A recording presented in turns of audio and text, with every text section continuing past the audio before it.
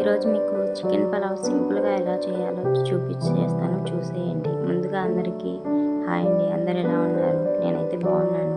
మీరు కూడా బాగున్నారని మనస్ఫూర్తిగా కోరుకుంటున్నాను. ఫస్ట్ ఉదయాన్నే మా పాపకి పాలు కాదిచ్చేసి నేను మా హస్బెండ్ టీ పెట్టేసుకొని తాగేస్తాము. తర్వాత చికెన్ పలావ్కి కావాల్సిన పదార్థాలన్నీ రెడీ చేసుకోవాలి. అల్లం వెల్లుల్లి పేస్ట్ ప్రిపేర్ చేసుకోవాలి. అల్లము వెల్లుల్లి ఒలిచిపెట్టేసుకొని వాటిని దంచుకోవాలి. అల్లం వెల్లుల్లి పేస్ట్ ప్రిపేర్ చేసి పెట్టేసుకొని తర్వాత చికెన్ పలావ్కి కావాల్సిన ఉల్లిపాయలు పచ్చిమిర్చి కూడా తరిగి పెట్టేసుకున్నాము. అల్లం వెల్లుల్లి పేస్ట్ మెయిన్ ఫస్ట్ రెడీ చేసి పెట్టేసుకుంటే తర్వాత ప్రాసెస్ చాలా ఈజీగా అయిపోతుందండి.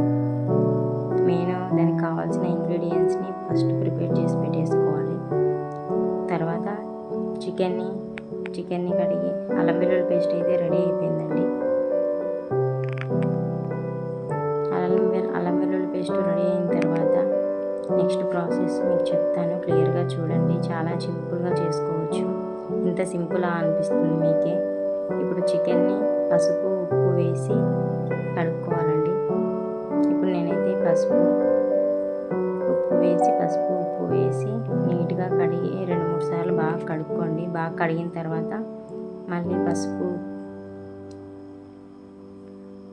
బాగా అయితే కడుక్కోవాలండి. పసుపు ఉప్పు వేసి కడుక్కుంటే బాగా నీట్గా వస్తుంది. తర్వాత మళ్ళీ మనము అందులో పసుపు ఉప్పు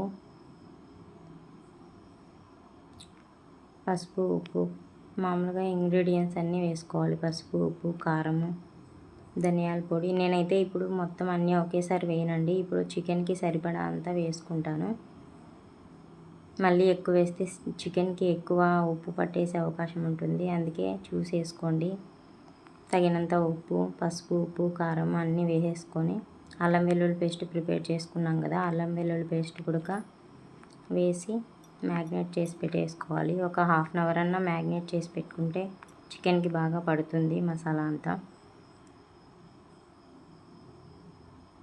ఇందులో కావాలంటే మీరు పెరుగైనా యాడ్ చేసుకోవచ్చు, కావాలంటే నిమ్మకాయ అయినా యాడ్ చేసుకోవచ్చు. చాలా బాగుంటుంది అలా కూడా. నేను ఒక్కొక్కసారి ఇలా చేస్తుంటాను, ఒక్కొక్కసారి అలా చేస్తూ ఉంటాను. ఎలా అయినా టేస్ట్ అయితే బాగుంటుందండి. మీకు ఎలా నచ్చితే అలా చేసుకోండి. నేనైతే ఇప్పుడు ఇలా చేస్తున్నాను. చాలా సింపుల్గా అయిపోతుందండి. ఇంత సింపుల్గా అనిపిస్తుంది మీకే.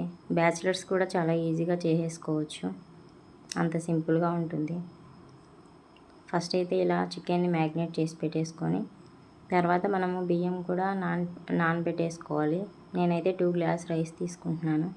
2 గ్లాస్ రైస్ బాగా కడిగి పెట్టేసుకొని ఒక 1/2 అవర్ అయినా కూడా చికెన్తో పాటు ఇది కూడా చికెన్ ఒక 1/2 అవర్ ఇది ఒక 1/2 అవర్ కడిగి పెట్టేసుకుంటే మనం అంతలోపు చికెన్ పలావ్కి కావాల్సిన ఉల్లిపాయలు పచ్చిమిర్చి కూడా తరిగి పెట్టేసుకోవచ్చు రెడీగా. ఇప్పుడు చేయాల్సిన ప్రాసెస్ చూపించేస్తాను, చూసేయండి. స్టవ్ మీద బ్యాన్ పెట్టేసుకొని ఆయిల్ పోసేసుకొని మీకు తగినంత ఆయిల్ ఎంత కావాలో చూసేసుకోండి. తర్వాత బిర్యానీ ఐటమ్స్ వేసుకోండి.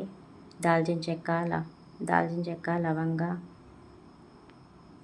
యాలకులు మరాఠీ మొగ్గ బిర్యానీ ఆకు బిర్యానీ ఐటమ్స్ అన్నీ వేసేసుకోండి. నేనైతే కొంచెం జీరా కూడా వేసుకుంటాను, డైజెషన్కి బాగా ఉంటుందని. ఇవన్నీ ఒక 2 సెకండ్స్ అలాగా ఫ్రై చేసి కొంచెం ఫ్రై అయిన తర్వాత ఇందులోనే ఉల్లిపాయ పచ్చిమిర్చి కూడా వేసి ఫ్రై చేసేసుకోవాలి. ఉల్లిపాయ పచ్చిమిర్చి కొంచెం గోల్డెన్ బ్రౌన్ కలర్కి వచ్చిన తర్వాత టమాటా యాడ్ చేసుకోవాలండి. చాలా సింపుల్గా అయిపోతుందండి. చాలా ప్రాసెస్ అయితే ఏం పెద్దగా ఉండదు, చాలా సింపుల్గా చేసేసుకోవచ్చు. దీనికి అన్ని ఇంగ్రీడియంట్స్ ఉంటేనే చేసుకోవాలని ఏం లేదు. మన దగ్గర ఉన్న ఇంగ్రీడియంట్స్ వేసి చేసుకోవచ్చు. చాలా సింపుల్ పద్ధతిలో చేసేసుకోవచ్చు. చూసేయండి. మీకు నచ్చితే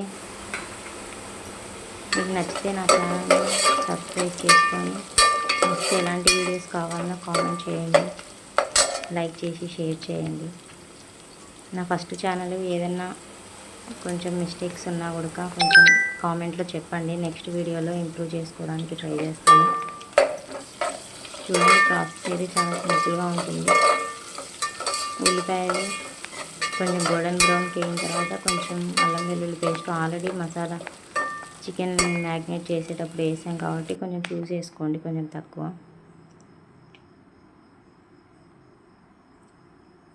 అల్లం వెల్లుల్లి పేస్ట్ అయిన తర్వాత నేను టమోటా వేసిన క్లిప్పు మిస్ అయిందండి, సారీ. టమోటా వేసి టమోటాని కాసేపు మగ్గించిన తర్వాత మళ్ళీ తర్వాత చికెన్ మ్యాగ్నేట్ చేసిన చికెన్ వేసేసుకోవాలండి. చికెన్ వేసేసి కాసేపు మూత పెట్టి మగ్గిచ్చేయండి. కాసేపు ఒక 5-10 మినిట్స్ అలా వదిలేస్తే దాంట్లోంచి వాటర్ రావడం స్టార్ట్ అవుతుందండి. ఒక 5 మినిట్స్ అలా ఆగేసి మళ్ళీ చూసి అందులో నేను ఇప్పుడు రైస్కి సరిపడా అంత పసుపు, ఉప్పు, కారం, ధనియాల పొడి అన్నీ ఇప్పుడు మసాలాలు మళ్ళీ ఇంగ్రీడియంట్స్ అన్నీ మళ్ళీ వేసుకుంటానండి. మీకు సరిపడంత చూసి వేసుకోండి. నేనైతే దీనికి సరిపడంత వేసుకుంటాను.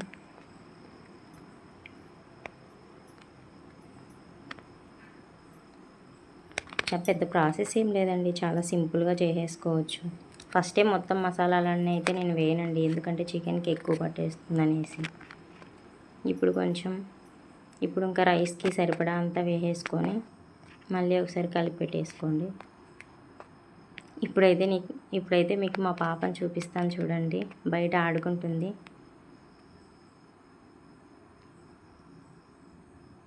వాళ్ళ నాన్న దగ్గర బయట ఆడుకుంటుంది, చూపిస్తాను చూడండి.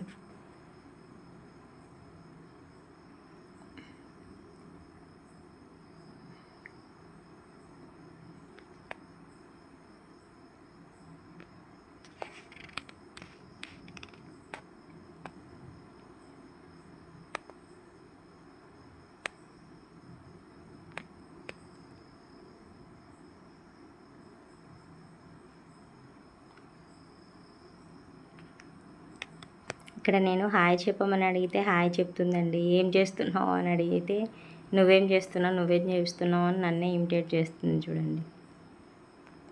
హాయ్ అయితే చెప్తుంది బాగా. చాలా అల్లరండి, పిల్లలంటేనే అంతే కదా, అల్లరి చేస్తుంది.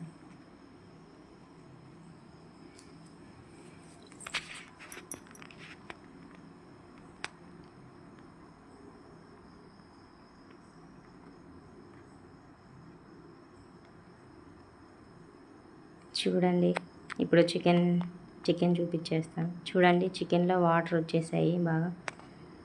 చికెన్ ఒక 60-70% బాగా ఉడికిన తర్వాత రైస్ యాడ్ చేసుకోవాలండి. ఇప్పుడు ఒక 70% ఉడికిందంటే ఇప్పుడు రైస్ యాడ్ చేసుకొని మిగతా ప్రాసెస్ చూపించేస్తాను, చూసేయండి.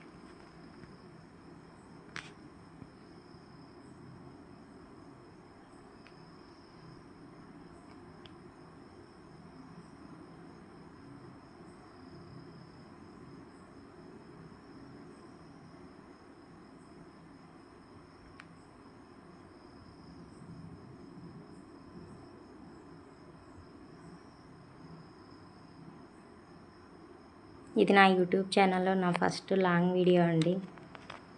చూసేవాళ్ళు నా వీడియో నచ్చితే ప్లీజ్ సబ్స్క్రైబ్ చేసుకొని లైక్, షేర్, కామెంట్ చేయండి.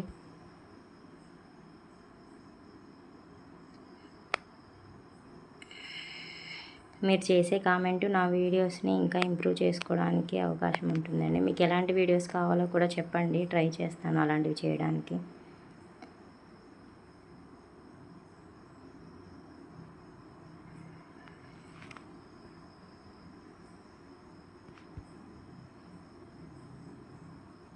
రైస్ వేసుకొని ఇలా కలిపేసుకొని ఒక్క 2 మినిట్స్ అలా వదిలేస్తే రైస్కి బాగా మసాలా అంతా పడుతుందండి.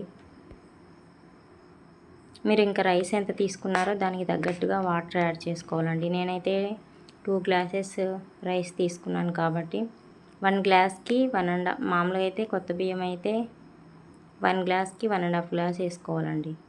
పాత బియ్యం అయితే 1 గ్లాస్కి 1.5 కన్నా కొంచెం ఎక్కువ వేసుకోవచ్చు. నేనైతే 2 గ్లాసెస్ తీసుకున్నాను కాబట్టి 3.5 గ్లాసెస్ వాటర్ యాడ్ చేసుకుంటున్నానండి.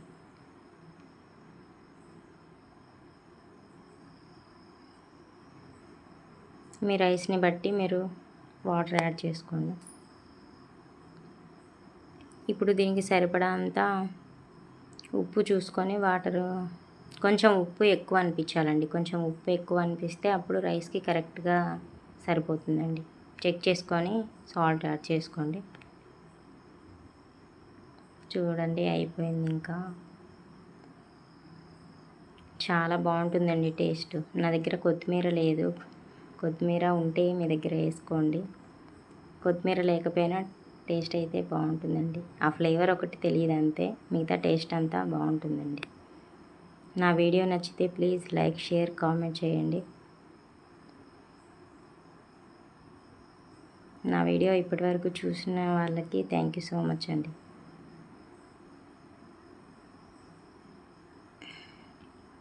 నెక్స్ట్ ఎలాంటి వీడియోస్ కావాలన్నా కూడా చెప్పండి. అలాంటి వీడియోస్ చేయడానికి ట్రై చేస్తాను.